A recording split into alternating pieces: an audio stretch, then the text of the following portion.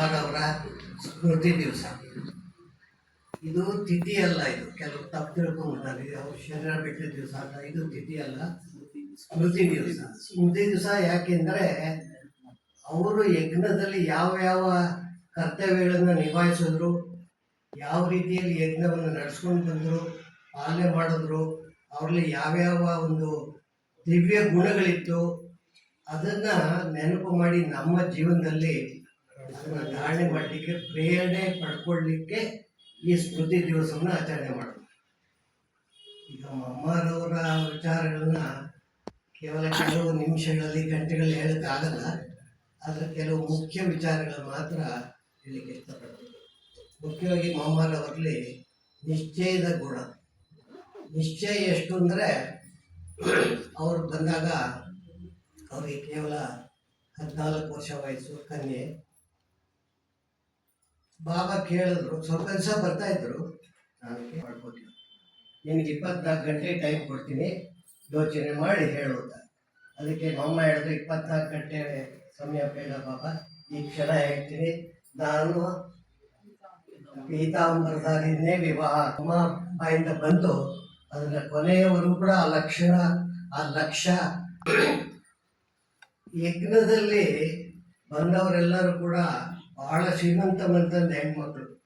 ಅವ್ರಿಗೆ ಒಂದು ಚಿಕ್ಕ ಕೆಲಸ ಮಾಡೋದು ಗೊತ್ತಿಲ್ಲ, ಶ್ರೀಮಂತಿಕೆಯಲ್ಲಿ ಬೆಳೆದಂಥವ್ರು. ಈ ಕಾಲದಲ್ಲಿ ಎಲ್ಲರ ಮನೇಲೂ ಕಾರಿದೆ.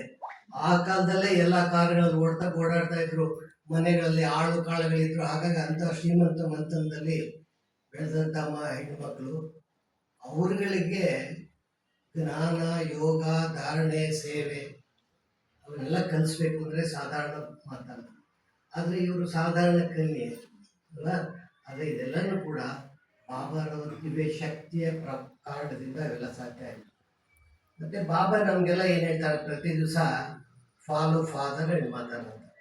ಈ ಜ್ಞಾನ ಮಾರ್ಗದಲ್ಲಿ ನಡಿಬೇಕಾದ್ರೆ ನಮಗೆ ಆದರ್ಶ ಬೇಕು, ಎಕ್ಸಾಂಪಲ್ ಬೇಕು. ಅದರಲ್ಲಿ ಬಾಬಾ ಮತ್ತು ಮಮ್ಮ. ಬಾಬಾ ಗೃಹಸ್ಥಿ, ಮಮ್ಮ ಕನ್ಯೆ. ಯಾಕೆ ಅಂತಂದರೆ ನಾವು ಯಾರು ನೆಪ ಹೇಳೋವಾಗಿಲ್ಲ. ಅಯ್ಯೋ ನಾವು ಗೃಹಸ್ಥಿಗಳು ಆಗುತ್ತಾ ಅಂತ ಬಾಬನ್ ತೋರಿಸ್ತಾರೆ. ಅಯ್ಯೋ ನಮಗೇನು ಪ್ರಪಂಚದ ಅನುಭವನೇ ಇಲ್ಲ ಅನ್ನೋರಿಗೆ ಮಮ್ಮ ಇದ್ದಾರೆ. ಸೊ ಹಾಗಾಗಿ ಬಾಬನ ಈ ಒಂದು ಯಜ್ಞದ ವಿಚಿತ್ರ ವೈಶಿಷ್ಟ್ಯ ಅಂದರೆ ಇದು. ಕನ್ಯೇನೂ ಇದ್ದಾರೆ, ಗೃಹಸ್ಥಿನೂ ಇದ್ದಾರೆ. ಅಂದರೆ ಗೃಹಸ್ಥ ಮಾರ್ಗದಲ್ಲಿ ಇದ್ರೂ ಕೂಡ ಈ ಜ್ಞಾನವನ್ನು ಜೀವನದಲ್ಲಿ ಅಳವಡಿಸ್ಕೊಳ್ಬಹುದು ನೀವು ತೋರಿಸ್ಲಿಕ್ಕೆ ಇಬ್ಬರು ನಮಗೆ ಪ್ರಮುಖವಾಗಿ ಇದ್ದಾರೆ. ಅದಕ್ಕೆ ಬಾಬಾ ಹೇಳ್ತಾರೆ ಫಾಲೋ ಫಾದರ್ ಮದರ್. ಎರಡನೇದಾಗಿ ಯಜ್ಞ ಬಹಳ ದೊಡ್ಡ ಯಜ್ಞ. 400 ಜನ ಇದ್ರು ಪ್ರಾರಂಭದಲ್ಲಿ.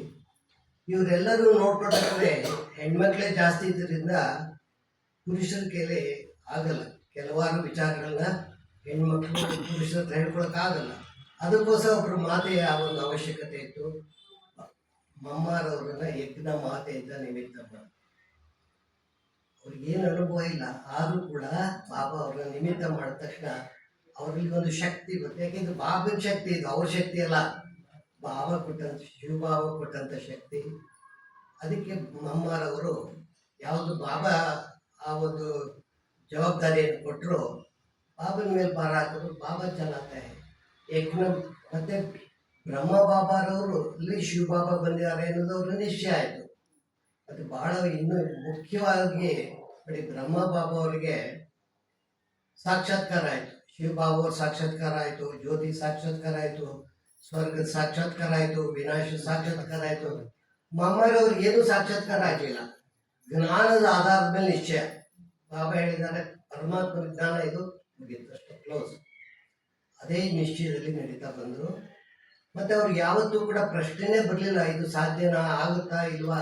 ಬಾಬಾ ಏನು ಹೇಳ್ತಾರೆ ಅದನ್ನು ಹಾಜಿ ಬಾಬಾ, ಆಗಲ್ಲ ಆಗುತ್ತಾ ಪ್ರಶ್ನೆನೇ ಬರಲ್ಲ, ಮಾಡೋಕ್ಕಾಗುತ್ತಾ ಇಲ್ವೇ ಇಲ್ಲ. ಬಾಬಾ ಹೇಳಿದ್ದಾರೆ ಆಗುತ್ತೆ. ಯಾಕೆಂದರೆ ಬಾಬಾ ಅಂದ್ರೆ ಯಾರು, ಭಗವಂತ ಅಲ್ವಾ.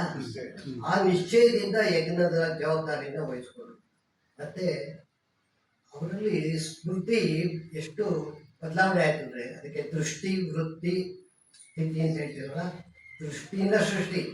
ಅವ್ರ ದೃಷ್ಟಿಯಲ್ಲಿ ಪರಿವರ್ತನೆ ಏನಾಯಿತು ಅಂದರೆ, ಇವರೆಲ್ಲ ಮಕ್ಕಳು, ಆತ್ಮಗಳು, ನನ್ನ ಮಕ್ಕಳು, ಅಲ್ಲ, ಯಜ್ಞ ಮಾತೆ ಅಂದ್ರೆ ಏನು ಪಾಲನೆ ಮಾಡ್ಬೇಕು. ಅಂದ್ರೆ ಪಾಲನೆ ಮಾಡ್ಬೇಕಾದ್ರೆ ಎಲ್ಲರನ್ನೂ ಮಕ್ಕಳ ತರ ನೋಡ್ಕೊಳ್ಬೇಕಲ್ಲ. ಚಿಕ್ಕ ಕನ್ಯೆ ಎಲ್ಲರೂ ಮಕ್ಕಳ ದೃಷ್ಟಿ ನೋಡೋಕೆ ಶುರು ಮಾಡೋದು. ಎಲ್ಲರೂ ಹೋಗ್ಲಿ, ಅವ್ರ ಸ್ವಂತ ತಾಯಿ ಲೌಕಿಕ ತಾಯಿನ ಬಚ್ಚಿ ಬಚ್ಚಿದ್ದ ಕರೆಕ್ಟ್ ಮಾಡಿ ಅಲ್ವಾ? ಸಾಧ್ಯನೇ ಇಲ್ಲ ಪ್ರಪಂಚದಲ್ಲಿ, ಎಲ್ಲೂ ಸಾಧ್ಯನೇ ಇಲ್ಲ. ಏನೋ ಡ್ರಾಮಾ ಮಾಡ್ಬೋದು ಸ್ವಲ್ಪ ಸಮಯಕ್ಕೆ, ನಿರಂತರವಾಗಿ ಆ ಭಾವನೆ, ಆ ಸ್ಮೃತಿ, ಅದು ಮಮ್ಮಾರಲ್ಲಿರ್ತಕ್ಕಂಥ ಶಕ್ತಿ. ಮತ್ತೆ ಯಾವಾಗ ಯಾವ ದೇವಿಯರನ್ನು ನಾವೀಗ ಭಕ್ತಿ ಮರದಲ್ಲಿ ಪೂಜೆ ಮಾಡ್ತಾರೆ, ಅಷ್ಟಶಕ್ತಿಗಳು ಅಂತೇಳಿ, ಅದೆಲ್ಲ ಗುಣಗಳು ಕೂಡ ಮಮ್ಮಾರವರಲ್ಲಿ ಪ್ರಾಕ್ಟಿಕಲ್ ಆಗಿತ್ತು. ಯಾವ್ಯಾವ ಸಂದರ್ಭದಲ್ಲಿ ಹೇಗೆ ಇರಬೇಕು ಅದನ್ನು ಮಮ್ಮಾರವರು ಪ್ರಾಕ್ಟಿಕಲ್ ಆಗಿ ಪ್ರತ್ಯಕ್ಷ ಮಾಡಿ ತೋರಿಸ್ತಾ ಇದ್ರು. ಮತ್ತೆ ನಿರ್ಭಯತೆ ಅವರಲ್ಲಿ. ಮಮ್ಮಾರವರಲ್ಲಿ ಒಂದ್ಸರಿ ಕೋರ್ಟ್ಗೆ ಹೋಗ್ಬೇಕಾದ ಪ್ರಸಂಗ ಬಂತು. ಅಂದರೆ ಬಾಬಾ ಎಲ್ಲ ಜವಾಬ್ದಾರಿಯನ್ನು, ಯಜ್ಞ ಜವಾಬ್ದಾರಿಯನ್ನು ಮಮ್ಮವರವ್ರಿಗೆ ಕೊಟ್ಟಿದ್ರು. ಮಮ್ಮ ಅಲ್ಲಿ ಏನಂದ್ರೆ ಅವಾಗ ಪವಿತ್ರತೆಗೋಸ್ಕರ ಬಹಳ ಜಗಳಗಳಾಗೋದು. ಕೆಲವರು ಮನೆಗಳಲ್ಲಿ ಕೋರ್ಟ್ಗೆ ಇದಾಗ್ತದೆ, ಈ ಥರ ಇವರು ಚಿಕ್ಕ ಚಿಕ್ಕ ಕನ್ಯರನ್ನ ಇನ್ನು ಮೆಜಾರಿಟಿಗೆ ಬಂದಿಲ್ಲ, 18 ವರ್ಷ ತುಂಬಿಲ್ಲ, ಇಂಥವ್ರನ್ನೆಲ್ಲ ಕರ್ಕೊಂಡೋಗಿ ಸರೆಂಡರ್ ಮಾಡಿದ್ದಾರೆ. ಆಗ ಮಮ್ಮ ಕೋರ್ಟ್ಗೆ ಹೋಗ್ಬೇಕಾಯ್ತು. ಕೋರ್ಟಲ್ಲಿ ಹೋದ್ಮೇಲೆ ಕೇಳಿದ್ರು, ಈ ಥರ ಇದೆ ಅಂತಲ್ಲ, ಚಿಕ್ಕ ಚಿಕ್ಕ ವಯಸ್ಸಿನವರೆಲ್ಲ ಸರೆಂಡರ್ ಮಾಡಿದ್ದಾರೆ. ಮಮ್ಮ ಹೇಳಿದ್ರು, ಇಲ್ಲ ಆ ಥರ ಇಲ್ಲ, ಎಲ್ಲರೂ ಮೆಜಾರಿಟಿ ಬಂದಿರೋದೆ, ಸ್ವಪ್ರೇರಣೆಯಿಂದ ಬಂದಿದ್ದಾರೆ, ಮತ್ತೆ ಮನೆಯಿಂದ ಆಜ್ಞಾ ಪತ್ರವನ್ನು ಬರ್ಸ್ಕೊಂಡು ಬಂದಿದ್ದಾರೆ, ಸುಮ್ಮನೆ ಪರ್ಮಿಷನ್ ಲೆಟರ್ ತೊಗೊಂಡ್ಬಂದಿದ್ದಾರೆ.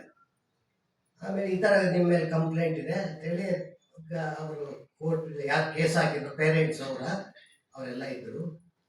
ಆಮೇಲೆ ಮೊದಲು ಅದಕ್ಕೆ ಮುಂಚೆ ಜಡ್ಜ್ ಕೇಳಿದ್ರು, ಈಗ ಭಗವದ್ಗೀತೆನ ಮುಟ್ಟಿ ಪ್ರಮಾಣ ಮಾಡಿ ಭಗವಂತನ ಪ್ರತ್ಯಕ್ಷವಾಗಿ ನೋಡ್ತಾ ಇದ್ದೀನಿ ಅಂತ ತಿಳ್ಕೊಂಡು ಪ್ರಮಾಣ ಮಾಡಿ. ಅದಕ್ಕೆ ಮಮ್ಮ ಹೇಳಿದ್ರು, ಎಲ್ಲಿ ನೋಡ್ತಾ ಇವಾಗ ಆಯಿತು. ಮಮ್ಮ ಮಾತ್ರ ನಿರ್ಭಯವಾಗಿತ್ತು. ಬಾಬಾ ಭಗವಂತನ ನೋಡಿಲ್ಲ, ನೋಡೋಕ್ಕಾಗಲ್ಲ, ನಿರಾಕಾರ, ಅವ್ರನ್ನ ನೀವು ನೋಡೋಕ್ಕಾಗತ್ತೆ. ಆದ್ದರಿಂದ ಕೊನೆಗೆ ಜಡ್ಜು ಎಚ್ಚರಿಕೆ ಕೊಟ್ಟಿದ್ದು, ಕೋರ್ಟ್ ಇದು ಹಾಗೆಲ್ಲ ಹೇಳೋಕ್ಕಾಗಲ್ಲ, ಇಲ್ಲೇ ಇದ್ರೆ ಕೋರ್ಟ್ ಇದ್ರ ಪ್ರಕಾರ ನಿಮ್ಮನ್ನು ಅರೆಸ್ಟ್ ಮಾಡಬೇಕಾಗುತ್ತೆ. ಅರೆಸ್ಟ್ ಮಾಡೋಕ್ಕೆಲ್ಲ ರೆಡಿನೂ ಆಗ್ಬಿಟ್ರು. ಮಮ್ಮ ಹೆದರಲಿಲ್ಲ, ಬಾಬನ ಮೇಲೆ ಭರವಸೆ, ನಿರ್ಭಯವಾಗಿದ್ದರು.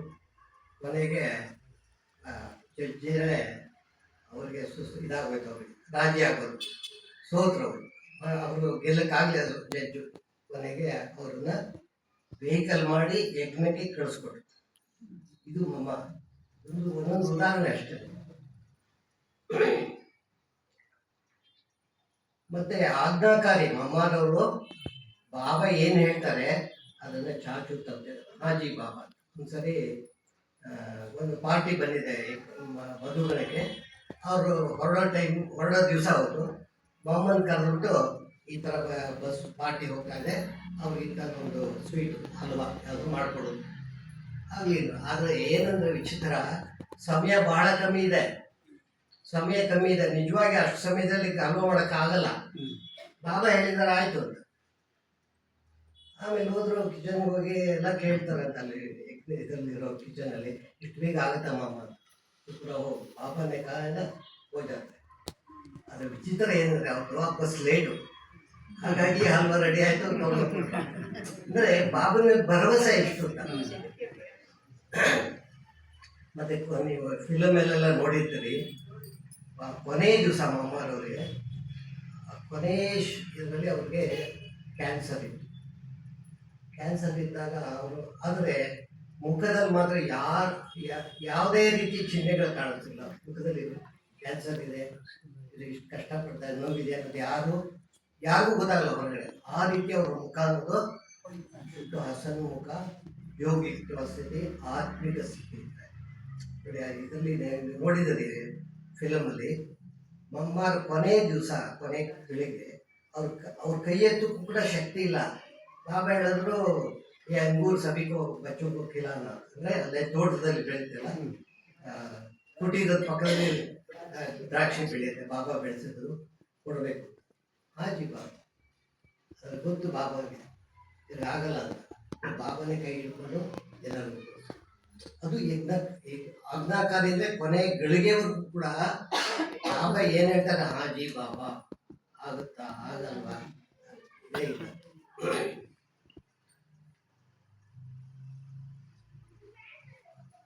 ಮತ್ತೆ ಈಗ ಕೇಳಿದ್ರಲ್ಲ, ಅಮ್ಮರವರು ಬೆಂಗಳೂರಿಗೆ ಬಂದಿದ್ದರು. ದಾದಿ ಒಬ್ಬರೇ ಇದ್ರು, ಹೃದಯ ಪುಷ್ಪ ದಾದಿ. ಒಂದು ಚಿಕ್ಕ ರೂಮ್ ಇದ್ದಿದ್ದು. ಅವಾಗೇನು ಸೇವೆ ವಿಸ್ತಾರ ಆಗಿಲ್ಲ, ಸೆಂಟ್ರ್ ರೂಪಾಯಿ ಇಲ್ಲ, ಒಂದು ಚಿಕ್ಕ ರೂಮ್ ಇತ್ತು. ಆಗ ಬಾಬಾ ಇವರು ಸ್ವಲ್ಪ ಆರೋಗ್ಯ ಸರಿ ಇಲ್ಲ ದಾದಿಯವ್ರಿಗೆ. ಬಾಬಾ ಮಮ್ಮರವ್ರನ್ನ ಕಳಿಸೋದು, ಇದನ್ನ ಹೃದಯ ಪುಷ್ಪನ ದಾದಿನ ಕರ್ಕೊಂಡು ಬಂದರು. ಮಮ್ಮ ಬಂದು 3 ತಿಂಗಳಿದ್ದಾಗ ಬೇಕಾದಷ್ಟು ಕಾರ್ಯಕ್ರಮಗಳೆಲ್ಲ ಆಯಿತು. ಅವಾಗಿಂದ ತುಂಬ ಚೆನ್ನಾಗಿ ಸೇವೆ ಆಯಿತು. ಇಷ್ಟು ವಿಸ್ತಾರ ಆಗಬೇಕಾದ್ರೆ ಮಮ್ಮನವರೇ ಮೂಲ ಕಾರಣ, ಫೌಂಡೇಶನ್. ದಾದಿ ನಿಮಿತ್ತ, ಆದರೆ ಮಮ್ಮ ಮತ್ತು ಸೇವೆ ಮಾಡ್ತಾರೆ. ಆದರೆ ಅಲ್ಲಿ ಇನ್ನೊಂದು ವಿಶೇಷ ಏನಂದರೆ, ಮಮ್ಮರವ್ರನ್ನ ಕರ್ಕೊಂಡು ಹೋಗೋಕ್ಕೆ ಪೂನಾದಿಂದ ಒಬ್ರು ಬಂದಿದ್ರು, ಅಣ್ಣ. ಅವ್ರು ಕರ್ಕೊಂಡು ಹೋಗೋದು ದಾದಿನ ಕೇಳಿದಂತೆ, ಬಾಬಾ ನಿಮ್ಮನ್ನ ಕರ್ಕೊಂಬರಕ್ಕೆ ಹೇಳಿದ್ದಾರೆ. ದಾದಿ ಹೇಳಿದ್ರೆ, ಮೈನೇ ಅವನಿಗೆ ನಾನೇನು ಅಷ್ಟು ಹೇಳಿಯಲ್ಲ, ರಣರಂಗದಲ್ಲಿ ಬಿಟ್ಟು ಓಡೋಕ್ಕಾಗಲ್ಲ. ಗುಲ್ದಸ್ತ ಲೇಖರಿ ಅವನಿಗೆ ಅಂದರೆ ಆತ್ಮನ ತಯಾರು ಮಾಡಿ ಕರ್ಕೊಂಬರ್ತೀನಿ ಮಧುಬನಕ್ಕೆ. ಆಮೇಲೆ ಹೋದರು. ಪೂನಾಕ್ಕೆ ಹೋದ್ಮೇಲೆ ಅಲ್ಲಿ ಹೋದ್ಮೇಲೆ ಯಾರಿಗೂ ಏನು ಇಲ್ಲಿ ಈ ಥರ ಸೇವೆ ಆಯಿತು ಅಂತ ಯಾರಿಗೂ ಏನು ಹೇಳಿಲ್ಲ. ಈಗ ನಾವಾದರೂ ಎಲ್ಲರೂ ಹೋದ್ರೆ ಇದ್ದಿದ್ದ ಸೇವೆ ಆಯಿತು, ಈಗ ಬಂದರು ಇವೆಲ್ಲ ವರ್ಣನೆ ಮಾಡ್ತೀವಲ್ಲ. ಬಮ್ಮನವ್ರು ಒಂಚೂರು ಹೇಳೇ ಇರುತ್ತೆ. ಆಮೇಲೆ ಯಾರೋ ಒಬ್ರು ಕೇಳೋದಂತೆ, ಮಮ್ಮ 3 ಮಾಸ ಸುಧರ್ ರಹಿ ಕೈಸಾ ಥಾ, ಅಚ್ಚಾ ಸೇವಾ ಹುವಾ. ಒಂದೇ ಮಾತು. ಅಂದರೆ ನಾನು ಇಷ್ಟು ಸೇವೆ ಮಾಡಿದೆ ಅಂತ ಹೇಳ್ಕೋಬೇಕು ಅಂತ ಅಭಿಮಾನವೂ ಇಲ್ಲ. ಗುಪ್ತ ಪುರುಷಾರ್ಥಿ ಬಾಬಾ ಮಮ್ಮರವರು, ಗುಪ್ತ ಪುರುಷಾರ್ಥಿ ಎಲ್ಲೂ. ಮತ್ತು ಯಜ್ಞದ ಪ್ರಾರಂಭದಲ್ಲಿ ಇವರೆಲ್ಲರೂ ಕೂಡ ಬಾಬಾ ಇದು 14 ವರ್ಷ ಆದಮೇಲೆ ಮೌಂಟ್ ಅಬು ಬಂದಮೇಲೆ ಇನ್ನು ಸೇವೆ ಶುರು ಆಗಿರಲಿಲ್ಲ. ಆಮೇಲೆ ಮೊದಲು ಸೇವಾ ಕೇಂದ್ರ ದೆಹಲಿಯಲ್ಲಿ 52ರಲ್ಲಿ ಪ್ರಾರಂಭ ಆಯಿತು. ಹಾಗೆ ಇವ್ರನ್ನೆಲ್ಲ ಕಳಿಸ್ಬೇಕಲ್ಲ, ಸೇವೆ ಮಾಡೋರು ಯಾರು? ದಾದಿಗಳೇ, ಅವ್ರನ್ನ ಕಳಿಸ್ಬೇಕಲ್ಲ. ಆದರೆ ಯಾರಿಗೂ ಕೂಡ ಮಧುಬನ ಬಿಟ್ಟು ಹೋಗಕ್ಕೆ ಇಷ್ಟ ಇಲ್ಲ, ಬಾಬನ ಬಿಟ್ಟು ಹೋಗಕ್ಕೆ ಇಷ್ಟ ಇಲ್ಲ. ಯಾರು ಹೋಗ್ತಿದ್ರು, ಯಾರೂ ಹೋಗಲ್ಲ. ಆಗ ಮಮ್ಮ ಒಬ್ಬೊಬ್ರಿಗೂ ಕರೆದು ಪ್ರೀತಿಯಿಂದ ಹೇಳಿ ಅವ್ರನ್ನ ಒಬ್ಬೊಬ್ಬರ ಕಡೆಗೆ ಕಳಿಸ್ತಾರೆ. ಮಮ್ಮರಲ್ಲಿ ಎಷ್ಟು ಪ್ರೀತಿ ಇತ್ತು ಅಂದರೆ, ಬಾಬನಿಗೆ ಎಷ್ಟು ಪ್ರೀತಿ ಇತ್ತು ಮಕ್ಕಳ ಮೇಲೆ, ಅದಕ್ಕಿಂತ ಹೆಚ್ಚು ಪ್ರೀತಿಯಿಂದ ಮಕ್ಕಳನ್ನ ಪಾಲನೆ ಮಾಡ್ತಾರೆ. ಇಲ್ಲ ಅಂತಂದರೆ ಅಷ್ಟು ದೊಡ್ಡ ಯಜ್ಞನ ಚಿಕ್ಕ ಕನ್ಯೆ, ಏನೋ ಪ್ರಪಂಚದ ಅನುಭವ ಇಲ್ಲದವರು ಪಾಲನೆ ಮಾಡೋಕ್ಕೆ ಹೇಗೆ ಸಾಧ್ಯ? ಇದು ಅವ್ರ ಶಕ್ತಿ ಅಲ್ಲ, ಬಾಬನ ಶಕ್ತಿ ಅದು. ಮತ್ತೆ ಇವರು ಆಜ್ಞಾಕಾರ್ಯ. ಅಮ್ಮನವರು ಹಾಜಿ ಪಾಪ ಏನು ಹೇಳಿದ್ರು ಆಗಲ್ಲ, ಯಾಕೆ ಏನು ಅಂತ ಪ್ರಶ್ನೆ ಮಾಡೋದು, ವಾದ ಮಾಡೋದು ಏನಿಲ್ಲ. ಸೇವೆ ಮಾಡಬೇಕು. ಮತ್ತು ಅವರು ನಡೀತಾ ಇದ್ದದ್ದು ಹೇಗಿರುತ್ತೆ ಎಲ್ಲನೂ ಕೂಡ ಪುಸ್ತಕದಲ್ಲಿದೆ. ಮತ್ತು ದಾದಿಗಳೆಲ್ಲ ಅವರ ಅನುಭವದಲ್ಲಿ ಹೇಳಿರೋದು. ಹಂಸ ನಡಿಗೆ ಅಂತ ಅವ್ರು ನಡೀತಾ ಇದ್ರು, ಶಬ್ದನೇ ಗೊತ್ತಾಗ್ತಿರಲಿಲ್ಲ. ಇಲ್ಲಿ ಕೆಲವರು ನಡೀತಾ ಇರೋ ಇಂಥವ್ರೆ ಬರ್ತಾ ಇದ್ದಾರೆ ಇದರಲ್ಲಿ ಸ್ಟೈಲಲ್ಲಿ ಇಂಥವ್ರೆ ಬರ್ತಾ ಇದ್ರು ಅಂತ ಹೇಳ್ಬೋದು. ಅಮ್ಮ ಬರ್ತಾ ಇದ್ರೆ ಗೊತ್ತೇ ಆಗ್ತಿರ್ಬೋದು. ಅದು ಹಂಸ ನಡಿಗೆ. ಇದೆಲ್ಲ ಶಾಸ್ತ್ರಗಳ ನಡಿಗೆ ವರ್ಣನೆ ಇದೆ.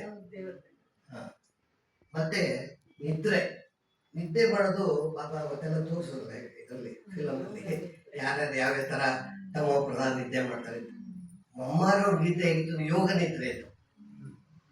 ಅದಕ್ಕೆ ಬಾಬಾ ಮಕ್ಕಳನ್ನ ದಾದಿಗಳಂದ್ರೆ ಯಾರು ಆ ಸಮಯದಲ್ಲಿ ಎದ್ದಿರ್ತಾರೋ ಅದು ಹತ್ರ ಕೆಲವು ದಾದಿಗಳು ಹತ್ರನೇ ಇರ್ತಾ ಇದ್ರು. ಕೆಲವರು ಬಾಬಾ ಹೇಗೆ ಮಾಡ್ತಾರೆ, ಏನು ಮಾತಾಡ್ತಾರೆ ಅಂತಲೇ ನೋಡ್ತಾ ಇದ್ರು. ಅಂಥವ್ರು ಮಾತ್ರ ಕರ್ಕೊಂಡು ಮಮ್ಮ ಮಲಗಿರೋ ರೂಮ್ ಹತ್ರ ಕರ್ಕೊಂಡು ಹೋಗುತ್ತೆ. ಒಂದು ದಿವಸ ಕರ್ಕೊಂಡೋಗಿ ಎಲ್ಲ ಮೊದಲೇ ಇನ್ಸ್ಟ್ರಕ್ಷನ್ ಕೊಟ್ಟಿರ್ತಾರೆ, ಒಂಚೂರು ಮಾತಾಡಬಾರ್ದು, ಹೆಜ್ಜೆ ಶಬ್ದ